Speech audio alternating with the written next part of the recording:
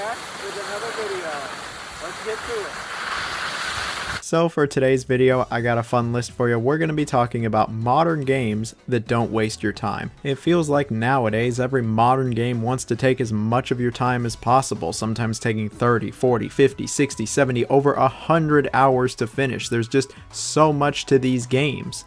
And sometimes it feels like they're just wasting your time. They're dragging things out way too much. It's taken just way too long to get through the game. The pacing isn't holding up. There could be a number of reasons. And when that does happen, it can be rather frustrating. But what about the other end of the spectrum? Games that don't waste your time. Games that just get to the point, don't take a bajillion years to finish, have good pacing, and don't drag things out. Games that actually respect your time. It feels like these are getting rarer and rarer these days, but for today's video, I got 15 games that actually do respect your time, don't take an eternity to finish, and are good to boot. I'm only talking about modern games here, so the last like 10 years or so.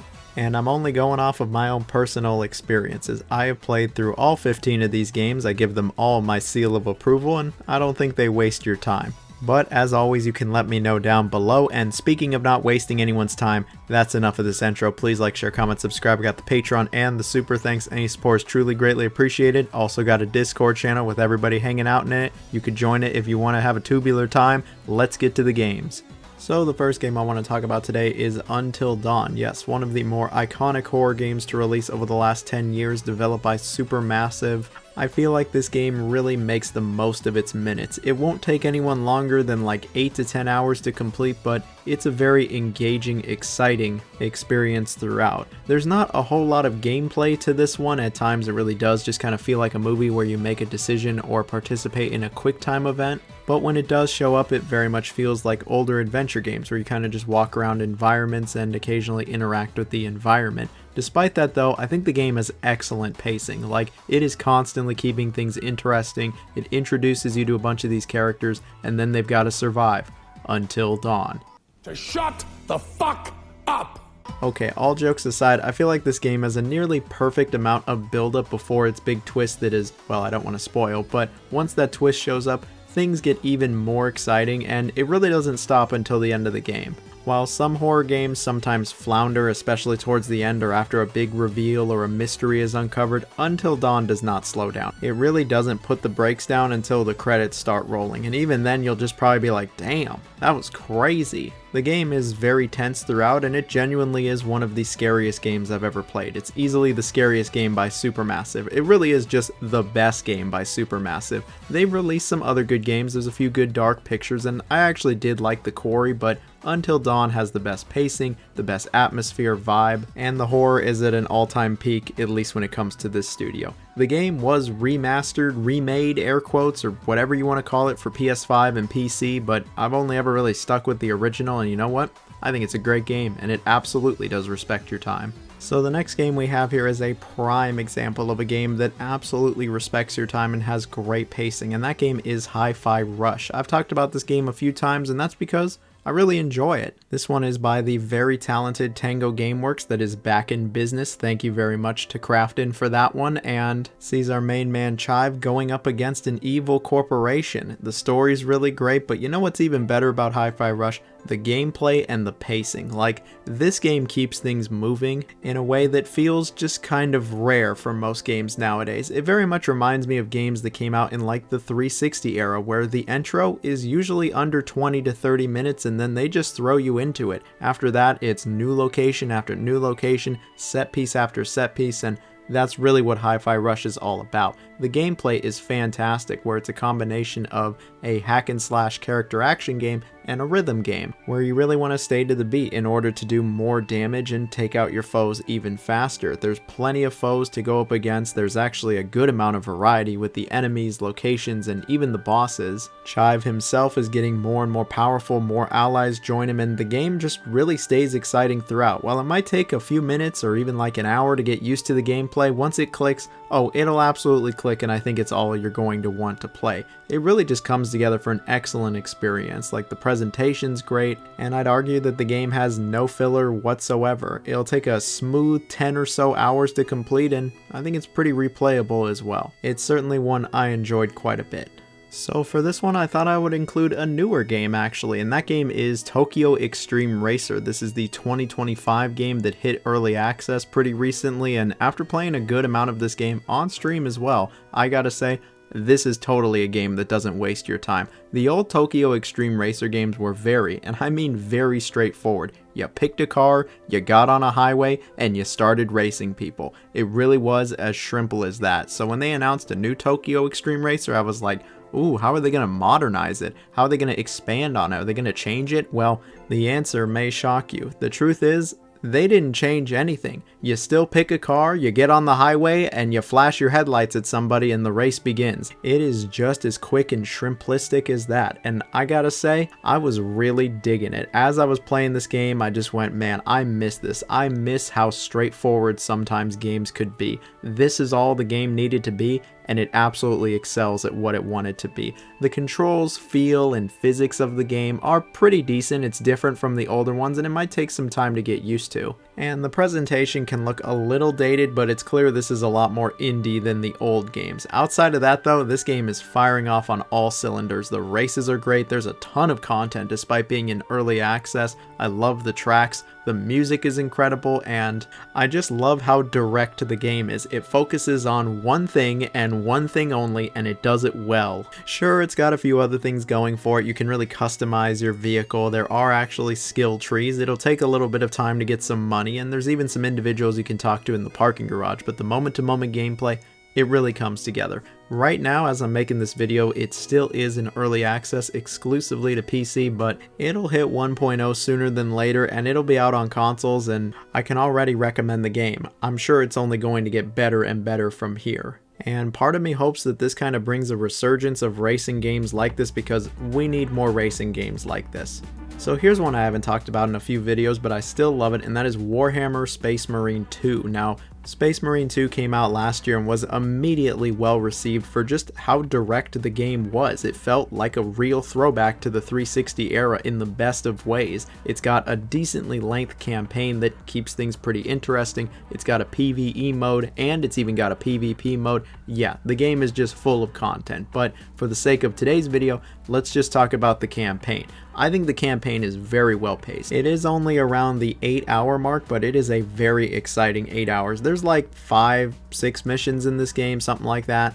But all of the missions are wildly different from each other, complete with their own set pieces and moments. Sometimes the objectives are different, they're incredibly varied, they're all in different environments. Sometimes the enemies you're fighting are even different, they've got their own unique boss fights, and I think they're all very well paced. The last mission certainly takes quite a bit longer than all of the other ones, but you know, it also is the last mission. It makes a little sense here. The action is engaging throughout. Like, the action of Space Marine 2 is really great, especially when you get the jump pack. Like, then the game just becomes mad fun. The original Space Marine also had very good pacing. It kept things interesting throughout its entire campaign, and it's great to see that that was absolutely brought over for the sequel. The game can also be played cooperatively, which is how I played it and how I would absolutely recommend it. I don't know if it'll be truly as exciting in single player as it is with another buddy or two, but I still think regardless, it's going to be a fun time.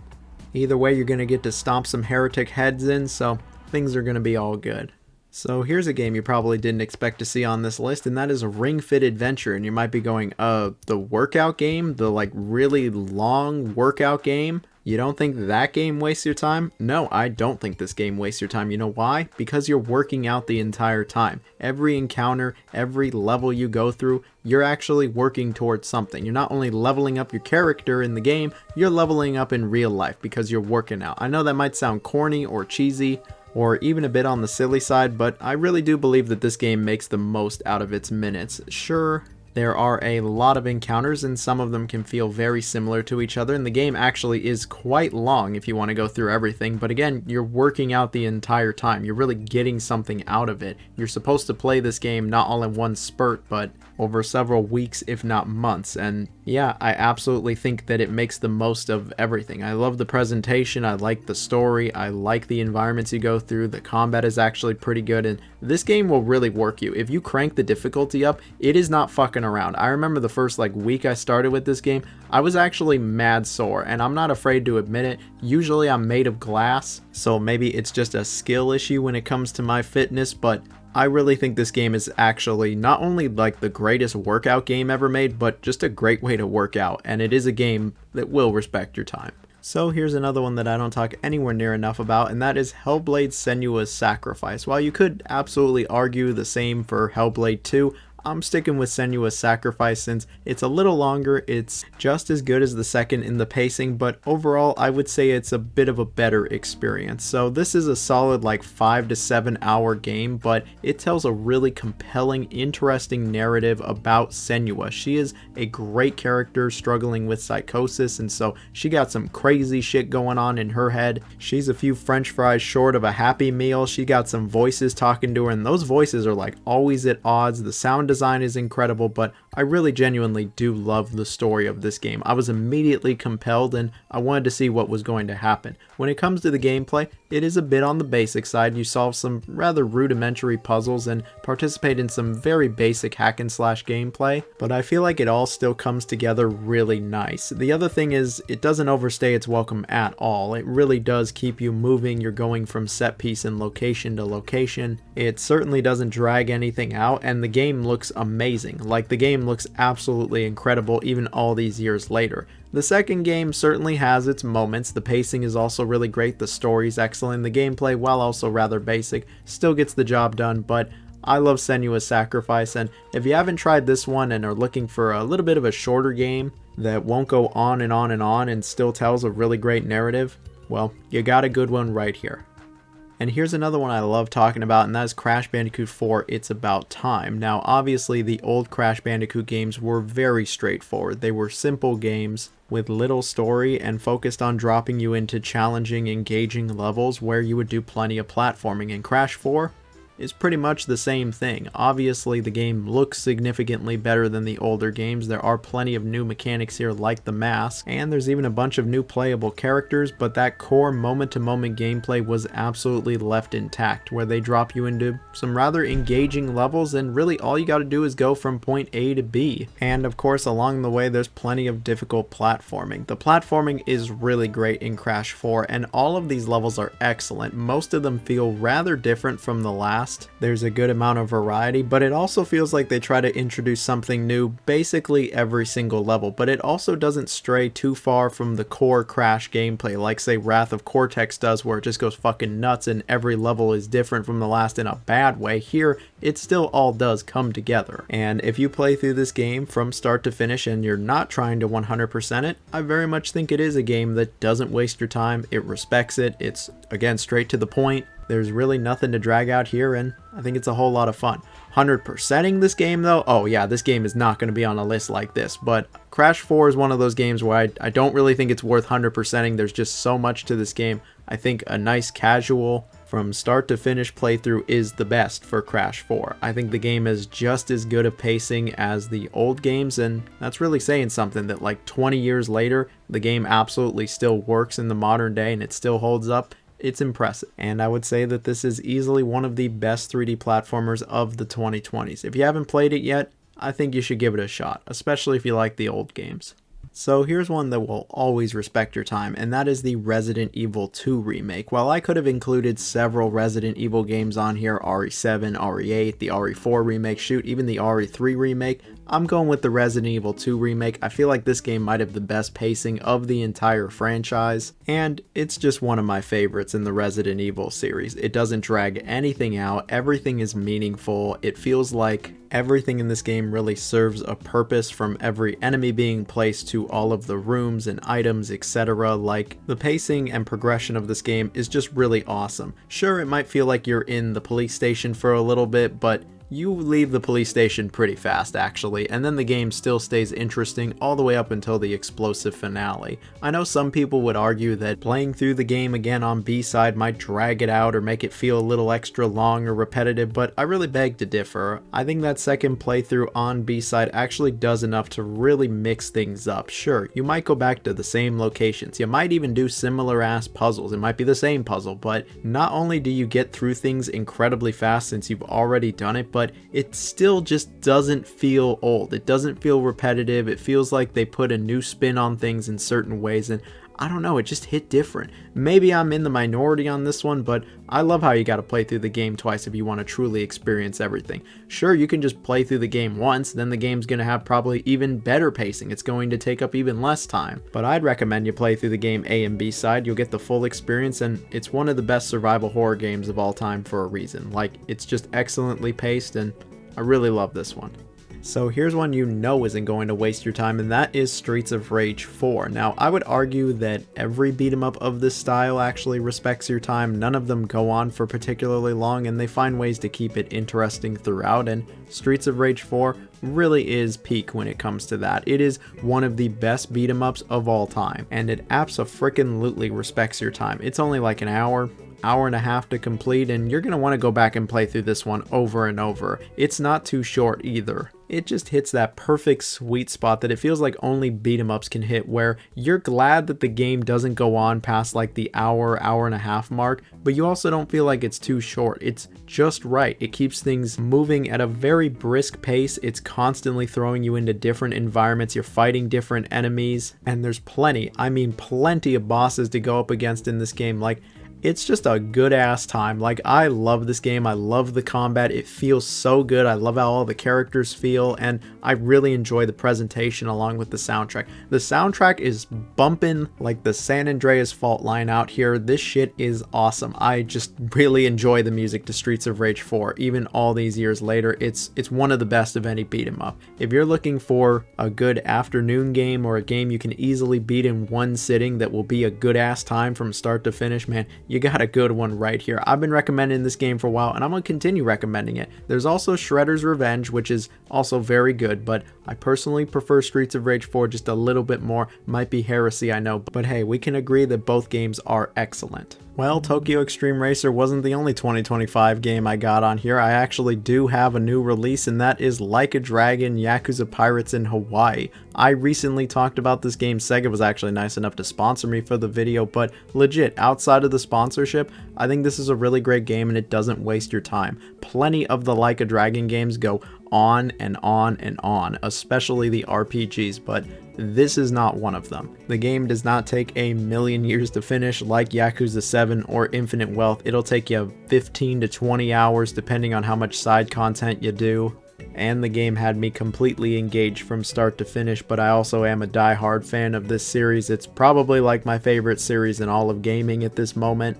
But even despite all of that, I really do think that this game has it going on. The story's really interesting about Majima, who loses his memory and ends up becoming a pirate and doing pirate things, and it actually kicks things off relatively fast. Infinite Wealth was criticized by some for taking just way too long to get to Hawaii, way too long for the game to really begin. No, this game begins pretty quick. You get a pirate ship within the first like 2 or 3 hours, and the game only gets better and better the more you play it. Majima gets better and better, the story becomes more interesting, and by the end of it, I was on the edge of my seat. I really wanted to see what was going to happen. When it comes to the main story, I really wouldn't say there's any filler here at all. There is one point in the game where you need to get a good amount of cash and a number of people to join you for the pirate ship, but there are so many side opportunities that this shouldn't take you more than an hour or two. If you start to do like all of the side content and really see every minigame to the fullest, yeah, I'm sure there's some filler in there. I'm sure it does waste your time a little bit, like many of the other Yakuza games might do at times, but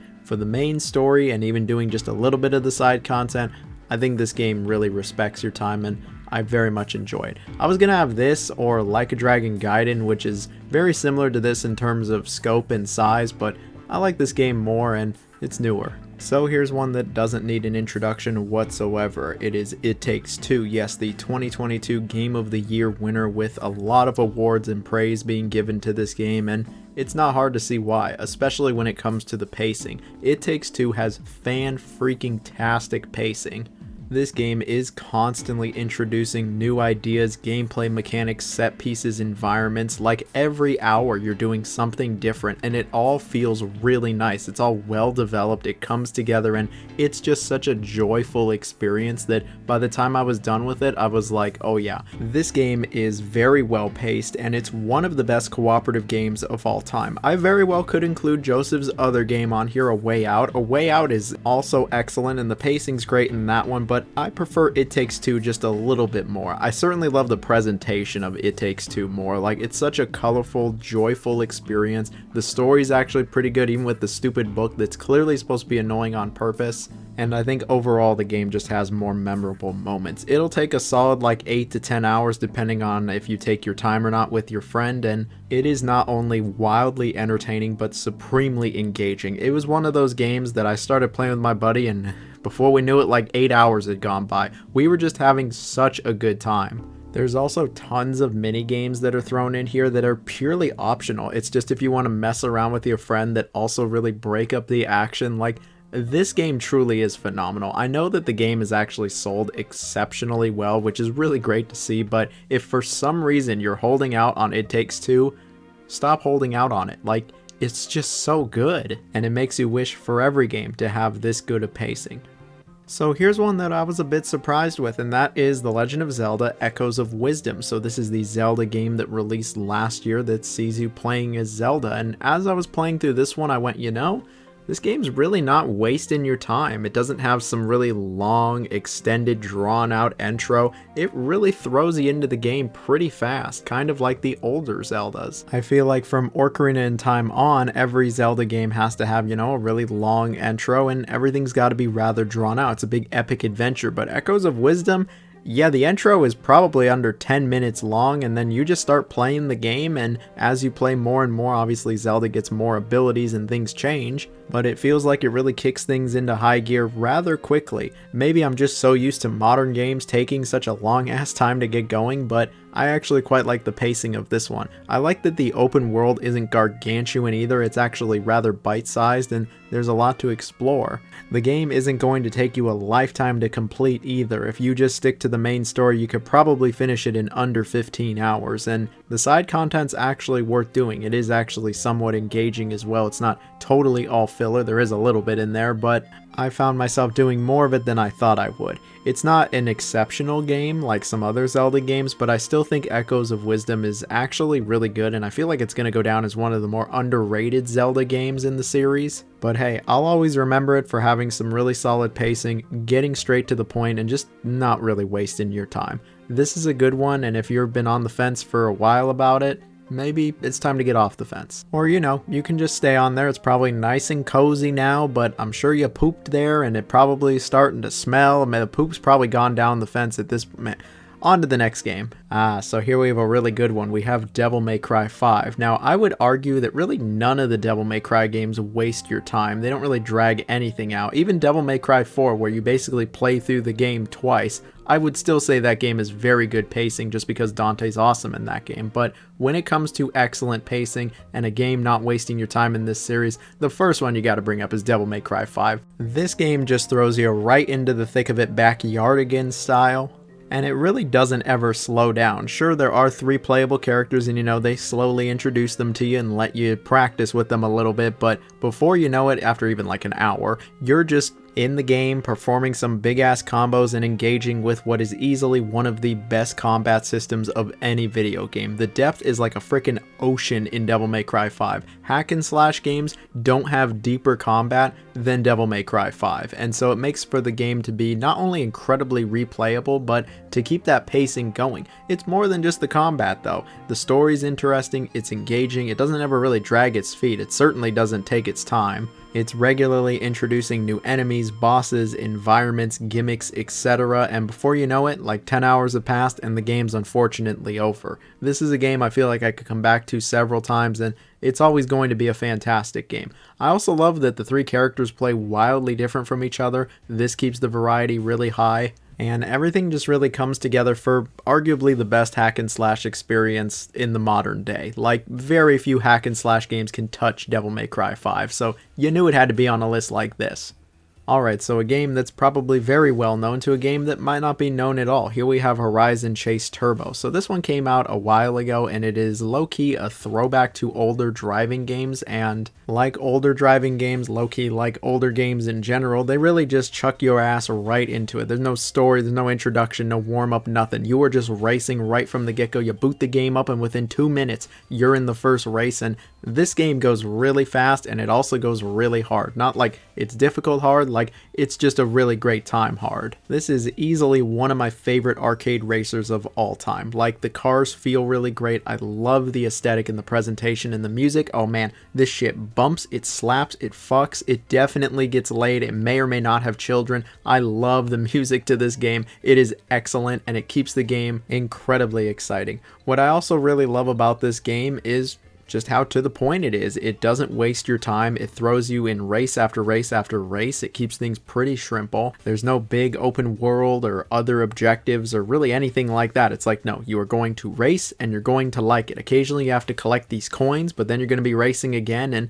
all of these courses are actually pretty different from each other. The game can even get pretty difficult, but I think the best aspect about Horizon Chase Turbo, above everything else that I brought up, is the sense of speed. This game has a phenomenal sense of speed. You feel so fucking fast in this game, especially by the end of it. Maybe it's the rolling hills, maybe it's the momentum of it all, but like, I just love how fast you feel in this game, and the second game just didn't quite have that for me. The second game is very good, and it also is great pacing, but Horizon Chase Turbo 1, I love this game to pieces, and all these years later, I can still easily come back to this one because it doesn't waste a fucking minute. Alright, so here's a game I seemingly can't go 2 or 3 videos without talking about, and that is Astrobot. I didn't want to start with this one again, so I thought I would end with this one. You know Astrobot, I know Astrobot, we all love Astrobot. It's a fantastic game, one of the best 3D platformers, not of just the last like 10 years, but of all time. Arguably the best game Sony has put out in a very long time, and one of the reasons is that it doesn't waste your time. There's no big, empty, massive open world. There's not a bunch of useless collectibles. No, it is a very curated, handcrafted, tight experience where every single level is very different from the last. There's tons of interesting gimmicks and abilities that Astrobot gets. The collectibles are actually worth collecting. The presentation is fantastic. The controls are even better. It's all just really great stuff.